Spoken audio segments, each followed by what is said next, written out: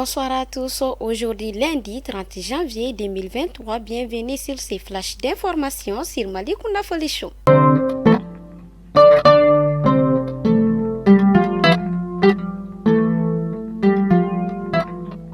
Le rapport du secrétaire général de l'ONU sur la situation au Mali. Le gouvernement refute les allégations d'exactions imputées aux femmes et rappelle que les militaires maliens sont respectés des droits humains.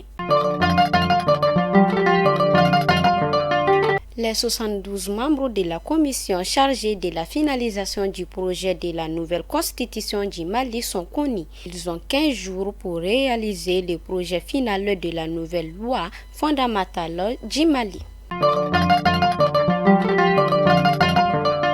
Une grève de 15 jours pour reconductible du syndicat du personnel de l'hôpital du Point G démarre ce lundi 30 janvier 2023. Une autre est prévue cette semaine au niveau de l'hôpital Gabriel Touré. Les travailleurs réclament l'amélioration de leurs conditions de vie et de travail. En phase d'hiver, le suspect d'assassinat par décapitation a avoué avoir commis 11 cas de décapitation, dont 10 cas à Fana et 1 cas à Bamako. Mais les enquêtes se poursuivent à Fana, a indiqué le parquet de la localité.